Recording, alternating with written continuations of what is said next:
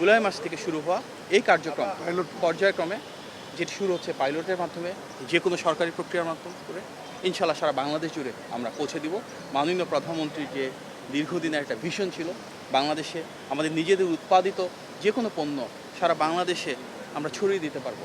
আমরা নিশ্চিত করতে পারবো যে সেখানে একটা ধনী এবং দরিদ্র মাঝে যে পার্থক্য সেটা কমে আসে, সমাজের ভিতরে সমতা নিশ্চিত হয়, সমাজের ভিতরে ন্যায্যতা নিশ্চিত হয়।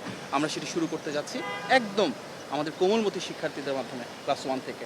এ বিষয়ে শিক্ষা মন্ত্রণালয়ের পক্ষ থেকে, প্রাথমিক ও গণশিক্ষা মন্ত্রণালয়ের পক্ষ থেকে আমরা আমাদের বাকি যে দুই মন্ত্রণালয়ের মধ্যে রয়েছে পাট এবং বস্ত্র মন্ত্রণালয় এবং স্থানীয় সরকার মন্ত্রণালয়, মাননীয় প্রতিমন্ত্রী মহোদয়রা রয়েছেন, ওনাদের প্রতি আন্তরিকভাবে ধন্যবাদ এবং কৃতজ্ঞতা জ্ঞাপন করছি। কারণ ওনারা এই উদ্যোগটা না নিলে হয়তো আমরা এত দ্রুতভাবে শুরু করতে পারতাম না। শুরু হবে কোথা থেকে? প্রাথমিকভাবে আমরা ক্লাস 1 থেকে শুরু করব, তারপর পর্যায়ক্রমে এটি আমরা সামনের দিকে প্রতিটা ক্লাস ওয়াইজ আগানোর চেষ্টা করবো ইনশাআল্লাহ। কতগুলো স্কুলে কতজন শিক্ষার্থী পাবে? প্রত্যেক উপজেলায় 2টি করে স্কুল পাইলট প্রোগ্রাম এটা হবে জুলাই থেকে, আস্তে আস্তে বাড়বে এটা। না, উপজেলা এটা স্থানীয় প্রশাসন বসে ঠিক করে দেবে যে কোন 2টি স্কুল হবে। প্রতিটা উপজেলা প্রাথমিকভাবে আমরা ক্লাস 1 থেকে শুরু করব। স্থানীয় প্রশাসন থেকে ওনারা সেখানে সিদ্ধান্ত জানাবেন যে কোন কোন উপজেলা দিয়ে শুরু করলে ভালো।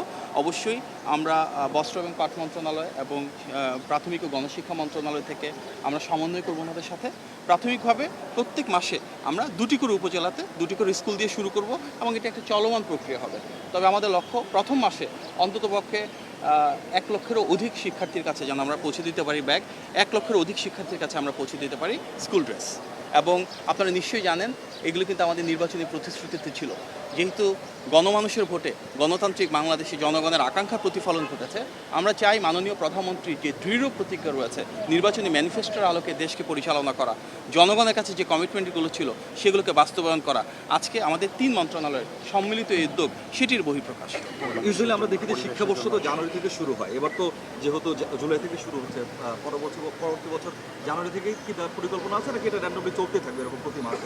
শিক্ষাবর্ষ জুলাই থেকে শুরু হচ্ছে না, জানুয়ারি থেকে শুরু হয়। আমাদের পাইলট প্রোগ্রামটা আমরা জুলাই থেকে শুরু করছি। আপনারা জানেন যে বিএনপির যতগুলোই বড় কর্মসূচি, ফ্যামিলি কার্ড, কৃষক কার্ড, আপনার বৃক্ষরোপণ, খাল খনন, ইমাম মসজিদদের বেতন ভাতা, সবই কিন্তু আমরা পাইলটিং হিসেবে শুরু করেছি।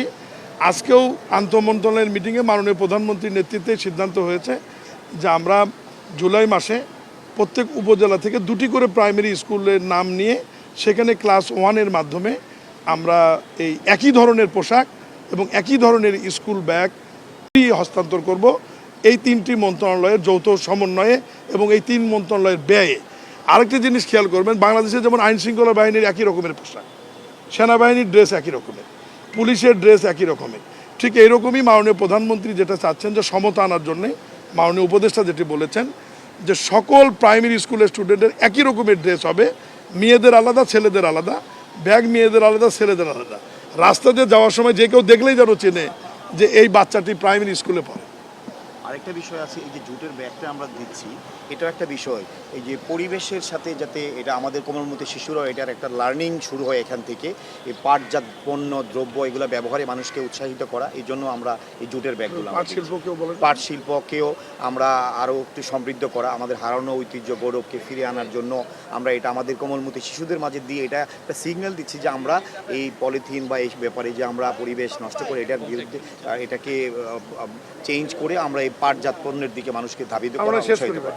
সুতরাং প্রিয় সাংবাদিক ভাই বোনেরা, মূলত আমাদের এই 3 মন্ত্রণালয় আন্তঃমন্ত্রণালয়ের যে সিদ্ধান্ত, তার উদ্দেশ্য প্রথমত নিশ্চিত করা যে আমাদের সব শিক্ষার্থীদের পথে আমরা সমতা নিশ্চিত করব।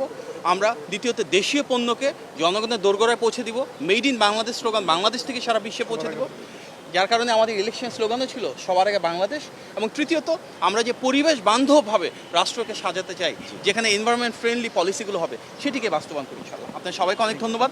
মাননীয় প্রতিমন্ত্রী মহোদয়দের স্বাভাবিকভাবেই আমরা এই সুন্দর উদ্যোগে এগিয়ে আসার জন্য আমাদের ধন্যবাদ জানাচ্ছি।